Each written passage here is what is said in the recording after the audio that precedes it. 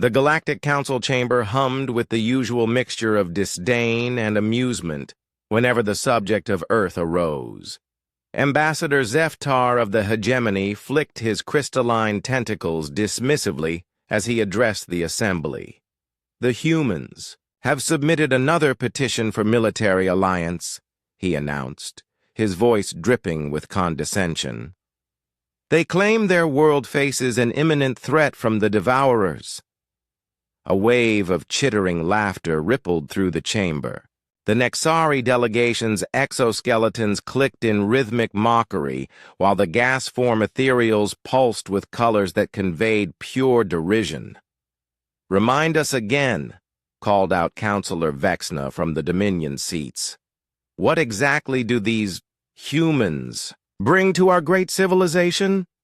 Zeftar consulted his datapad with theatrical flourish. "They possess no quantum manipulation technology.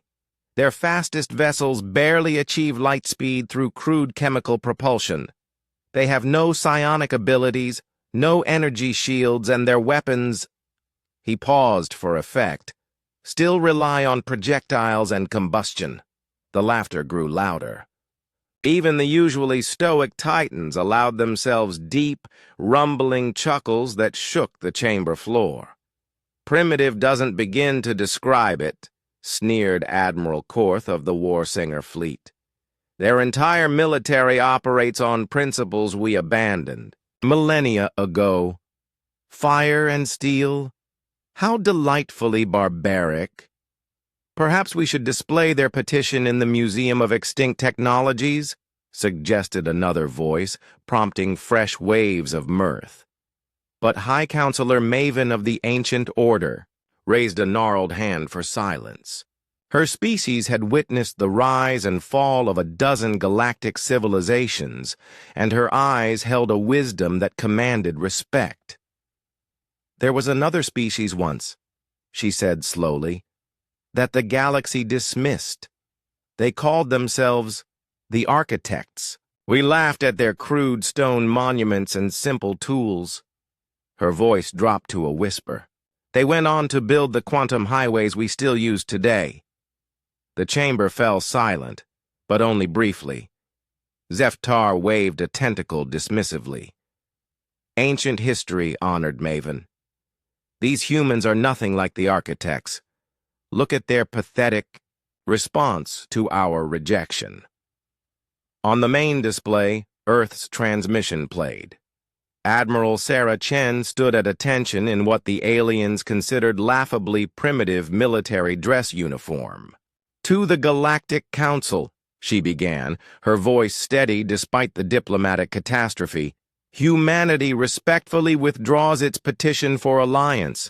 We understand that we have nothing to offer your advanced civilizations. We will face the Devourer, threat alone, as we have faced every challenge in our history.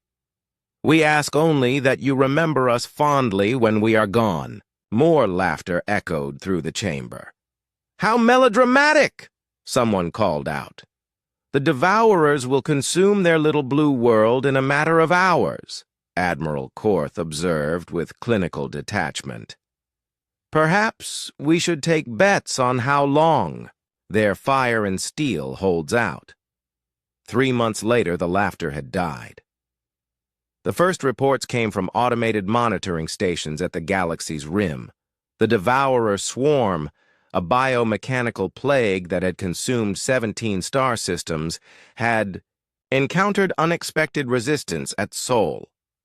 "Impossible," breathed Zeftar as he stared at the tactical displays. "The swarm should have overwhelmed them in the first wave." But the data was undeniable. Earth's orbital platforms, crude as they were, had held. Not through energy shields or quantum weaponry, but through something the galaxy had forgotten. Sheer, stubborn determination. The humans had turned their moon into a fortress. Every asteroid in their system had been weaponized. Their ships, slow and primitive, fought with a ferocity that sent ripples of unease through the monitoring fleets. "They're not trying to preserve their technology," reported a scout ship captain. his voice filled with disbelief.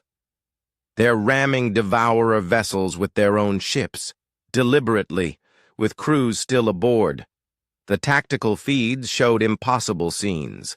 Human vessels, their hulls breached and atmosphere bleeding into space, continued firing until their reactors went critical. Soldiers in primitive armor held boarding actions in the vacuum of space, wielding weapons that shouldn't have been effective against Devourer biotech. But they were effective. Somehow, impossibly, they were working." "How?" Admiral Korth demanded as he watched a human destroyer tear through a Devourer bioship 3 times its size. "Their weapons are projectile-based. The bioships should adapt within minutes." "They're using different projectiles," came the stunned response. "Depleted uranium, tungsten, osmium, they're firing the heaviest elements they can accelerate. The bioships can't adapt fast enough to the sheer kinetic force." Week by week, the impossible became undeniable. The Devourers, unstoppable force of galactic destruction, were being pushed back. Not by superior technology, but by humans who fought like their very existence depended on every shot fired, every life given. The final transmission from Earth came as the last Devourer. Bioship limped away from Sol system, its swarm broken and scattered. Admiral Chen appeared on screen again, but this time her uniform was scorched, her face bearing the marks of personal combat. Behind her, the blue marble of Earth still turned in space, scarred but unbroken. "To the Galactic Council," she said. And now her voice carried something that made even the ancient order lean forward. "Humanity has prevailed. We understand you. Have nothing to learn from us about advanced warfare, but if any of you ever face an enemy that your quantum weapons and energy shields cannot stop, remember this. Sometimes the old ways work best. Fire and steel endure when all else fails. The Eye."